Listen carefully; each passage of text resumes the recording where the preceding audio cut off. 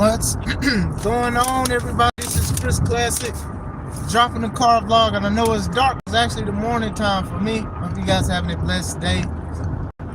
Hopefully your holiday was good. Hopefully your life is good. Hopefully this day will be good to you. If nobody tells you today, remember that God loves you, Christ living, I love you as well. Praying that you guys and gals have a wonderful day. Make sure you subscribe to the Take It Home podcast, where I talk about professional wrestling topics, and I put up my matches as Classic Alpha, a professional wrestler of 13 years. Make sure you look at all the matches that we have. Make sure you look at some of the topics that I'll speak about, and I don't think you'll be disappointed. Make sure you also subscribe to C3 Ultimate Wrestling. That is me and my wife's professional wrestling company. We have all our matches from this year uploaded, and shows uploaded as well from previous years as well. So make sure you look at that as we get ready for February 21st, 2026. Big Business, Dyer, Indiana, Harold's Private Venue. Tickets are on sale now on Eventbrite. Get your tickets $5 off on Eventbrite, but there'll be $5 more at the door bars.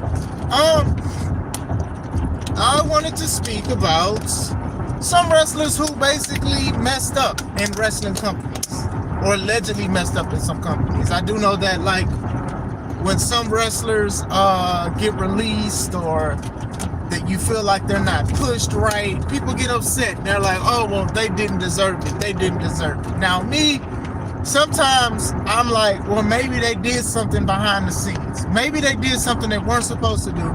Maybe it was an attitude. Because sometimes, even though some people don't have the path like Shawn Michaels, who had an attitude and was a bad person, who's admitted it himself and had all the talent in the world, they still knew that he was money, and they banked on that. Some guys could have had talent as much as Shawn Michaels, and just the attitude, it could have been color. It could have been anything, right? So, but outside of that, sometimes when a release does happen, I am like, well, what triggered this release? Like, what else was it? I mean, like, we look at the Andrade situation, right? And apparently he's now cleared to wrestle in America now. But we look at that situation, and then we talk about, like, how he didn't like certain things in certain ways and didn't want to, like, be a part of the business. And I tell people this all the time. I do understand that everybody wants to be at the top, and I do understand that companies probably lied to them about certain things, right? And shame on them for that. But at the same time, if you sign a contract, you may have to oblige by that contract, regardless of how you feel about it. You can't just go somewhere and just think that that's okay, you know, and that's unfortunate he did that. And, you know, with the rumors of everything else he has done, obviously I do think that WWE was punishing him, especially when him and Charlotte didn't, their situation didn't become a situation for long. I do think there was other stuff too, and I do think he didn't want to do other things, but still, there are some guys that have documented controversies and bad things and stuff like that, and, you know, we sometimes give some more grace than others, and sometimes we don't. So we're going to talk about we are going to talk about Alberto Del Rio first. Now, one of the first things I heard about Alberto Del Rio was that he didn't even want to go to NXT. He didn't want to know the machine. He didn't want to do none of that stuff. He wanted to go straight to the higher up. So these guys really banked on him being a superstar because they signed him all the way up to the big leagues. And I remember him wrestling. I remember he beat, like, Rey Mysterio in one of his first matches and stuff. I remember Ricardo Rodriguez and things like that. I know a lot of people call him, like, the Mexican JBL. But still, you know, I didn't really like his character, but I do think him being a bad guy, I do think that did him justice. What's going on? I do think it did him justice. His armbar was pretty cool. It was cool to see that, because before Ronda Rousey, nobody was really using an armbar as a finisher. It was either an ankle lock or like a sleeper hold. So I will say that. I do love the turn and the pivot that he would do to do the move. I thought it was pretty good, and it was like a world champion. And lo and behold, he did. I believe he was a 4-time champion and stuff like that. So, outside of that, the first time he got released, happy late Merry Christmas to you too. The first time he got released, apparently somebody said a racial joke to him in catering, and he defended himself. Like, they got into fisticuffs about it. So I believe the person got fired, and they let go of Alberto Del Rio. Now, I did feel like WWE was kind of wrong on that. However, at the same time, the person said something bad. You can't really just put your hands on it. You know what I'm saying? I understand we living in a world where people are like, oh, well, we can do things when people do bad things to us, and We can just do it how we want to. Sometimes you can't do that. You just can't do that, regardless. They can say the worst things to you, right? And as soon as you put your hands on them, you get in trouble for that. And like I said, it did suck, but he was out and he was on the independence. He comes back, faces John Cena, beats John Cena for the United States title. Had the storyline like he was with Zeb Coulter. Remember, Zeb Coulter was the manager of Jack Swagger, and they was doing the sneaking across the border stuff. Boy, I can't believe they did that stuff in hindsight. But still. Then eventually got released again because he wanted to be out. He felt that he felt that they lied to him. He felt like he was promised a lot of stuff and he didn't get anything. So, like I said, most of this controversy, some of it is in WWE, but some of it is afterwards. Some of this personal stuff and DV that's involved, allegedly, and stuff like that. And then some of the stuff with, like, he went to Impact, right? Impact Wrestling, they not only did they sign him or hire him, they put the belt on him. They put the world title on him and stuff when he was the Global Force Wrestling Champion.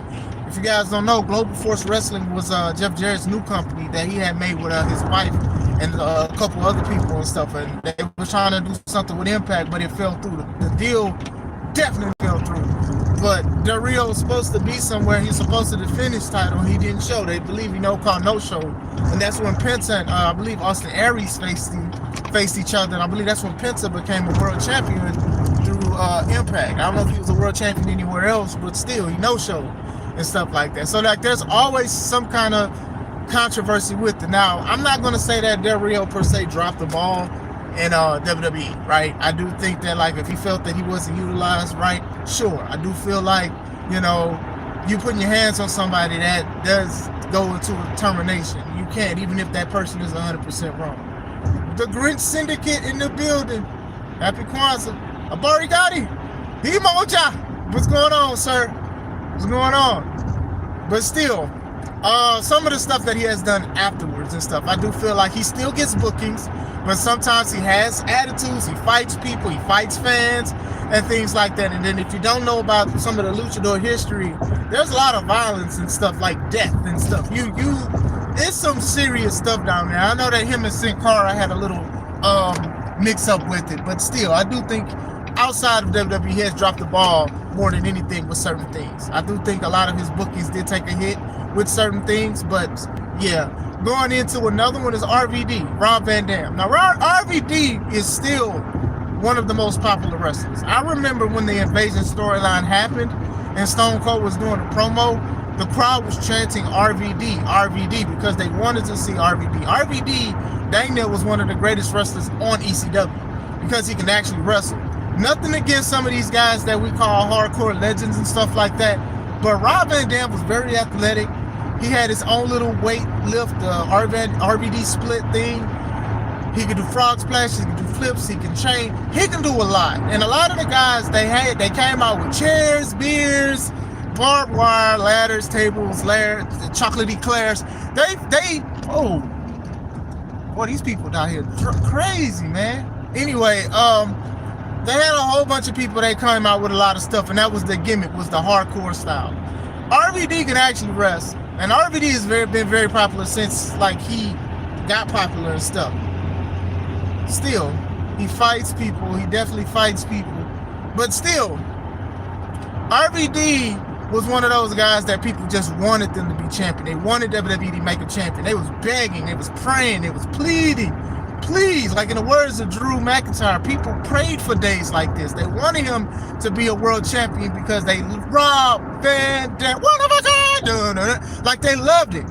So when he faced John Cena, was it that one night stand and stuff like that? I think a lot of us didn't even think he would win because it's John Cena, it was Super Cena and stuff like that. And actually, the match wasn't bad. That sign that they have, if Cena wins, we riot. That's from there at the Hammerstein Ballroom. Where ECW used to do a whole bunch of stuff. The match was good, and then Edge, he basically speared John, and basically RVD did the frog splash and won. And it was a shocker. It was an upset because everybody considered like John Cena was Super Cena at the time. But still, so during that time, not only did he become the WWE champion, when they redid ECW, they gave him the ECW championship. So mind you, RVD has 2 belts. One representing ECW, the other one representing WWE. All he had to do was just be good, man. What'd he do? wellness violations. Bro, like you literally hit the mountaintop. You basically was on the top of 2 companies within WWE. You couldn't put that smoke down. That was getting you hired in the 5-star frog splashes you was doing. And I hated it because I remember them talking about it. Like, he literally lost the belt in 1 week. I believe he lost the belt to Edge, the WWE title to Edge on Monday. And I believe he lost the belt to Big Show on Tuesday. And he was suspended because he did some stupid stuff like that. Like, bro, I understand you like doing it. I understand you like smoking it and stuff like that, but that was not the time for you to be smoking, bro. Like, fans really wanted, like, if you want to talk about people's champ outside of Diamond Dallas Page and The Rock, you think of RVD, bro. Because RVD was definitely one of the ones that people really wanted him to be a champion. They really wanted this man to be the top of the world and him to be a 2-time world champion basically at the same time and lose them almost at the same time. I hated it because I felt like he would not even win a world championship in WWE again. And lo and behold, he didn't. I mean, he went to Impact and he's won the belt there, but then he didn't lose it. He got injured, quote unquote, and had to vacate it. I know a lot of people call him No Job Rob, as in they say Rob don't like to do the job, which is funny. Shout out to Marky D123. But still, I just hated that, man. The Dark Syndicate is in here. He knows when you are sleeping. He knows when you're awake. Syndicate is here. But going back into people about it, Jeff Hardy is like one of the guys that get the most grace out of controversies, out of situations, out of his personal life. Jeff Hardy can do no wrong in a lot of people's eyes. But that man has done a lot of wrong. That man has done a lot of wrong, unfortunately, when it comes to wellness policies, when it comes to personal stuff. Like I said, I'm not trying to go and dig into a lot of the personal stuff that happens, but at the same time, he on his own accord can say he messed up a lot of his stuff because of decisions that he's made, the vices that he will not let go. And he's had vices almost in every major company he's been in, with WWE, with the wellness policies and stuff like that, and with Impact. Remember Victory Road, he went against Sting and he was not sober. He was not sober for like a couple of his matches. He won against Matt Morgan and then another one against Sting where they had to call a mulligan. The match was like, 30 seconds? And, and then even in AEW with the driving situation and stuff. And even in AEW, I don't even think he was his best. Like, his swantons look like wontons. Like, he literally just falling on people. Like, he looked like he was in pain. And then they wanted him and his brother to go against the Young Bucks so bad. And it was just like, Jeff was just not in the right mindset and stuff like that. But people loved him. Even with the situation happened in to Impact, they suspended him or whatever. He took a break. He came out and people was giving him a standing ovation. It was a standing ovation for Jeffrey Hardy because people love Jeff Hardy. And that kind of goes into the hypocrisy. And when it comes to things, we've talked about it on this channel a lot about how some people be like, well, I don't like this wrestler because this wrestler did this. And then you turn around and say, hey, I'm not saying Jeff, but what about this wrestler? Oh, well, that's different. They changed. I'm like, well, dang, people can't change. Only people can change when you like them. Like, that's crazy. But Jeff, from what I seen with a promo between him and his brother and the Dudley Boys, he found Christ, which was something that I always congratulate and encourage people to do, and hopefully it just keeps him on the straight path. They haven't heard any bad things about him. I remember even when he returned to WWE put out a narrative that he was intoxicated, and he said he took a test or whatever and he was clean or whatever, but for some reason him and WWE had a spat. Now I know they're kind of cool because even though he does stuff in TNA, he does do things in WWE. He was like the NXT champion with his brother and stuff, but still, it definitely was something that when you look at some of his dark times, it's a lot of dark times. There's a lot of good times and there's a lot of dark times, but I do think that Jeff gets a lot of grace with a lot of family, friends, wrestlers, and fans of wrestling. Final person obviously would have been Ultimate Warrior if you looked at the thumbnail. Ultimate Warrior, he was the guy that was supposed to carry the torch from Hulk Hogan and carry it into his own era, the Ultimate era. But I do think that Ultimate Warrior lets a lot of stuff get to his head as far as success and money and stuff. Now, not taking anything away from the Ultimate Warrior, he was a very popular wrestler. I do think that the Ultimate Warrior versus Hulk Hogan match at WrestleMania was a dream match to a lot of people. I do think that a lot of people wanted to see that because he was billed as the guy who could beat Ultimate Warrior, who could beat Hulk Hogan. and stuff like that. You know, the match, it was like physically it was okay. Story wise, it was perfect. How they did it. And then what did Ultimate Warrior do when he wins the title? You know, because it was title for title. He wins the title, he wants more money.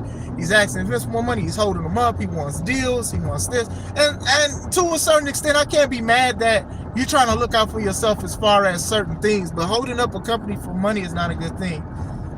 His personal life, future down the line, he's speaking about certain things that people don't like. I'm not going to sit here and say I disagree 100% with what he was saying with certain stuff, but still how you say it and what you want to do to certain people, that's never a good thing, especially when it involves physical harm, right? So controversy with that. WCW, they basically brought him back because they wanted Hulk Hogan. Well, Hulk Hogan wanted to get his victory back from WrestleMania. That match was horrible. Hulk Hogan's fireball didn't work. Ultimate Warrior, he was going facing the NWO, and he switched the words to OWN, One Warrior Nation. It just wasn't good. He didn't need to show up to WCW, but it got people talking, right? It got people talking, but at the same time, I think that we were talking negatively. We wasn't talking positively. We was talking negatively when it came to that situation.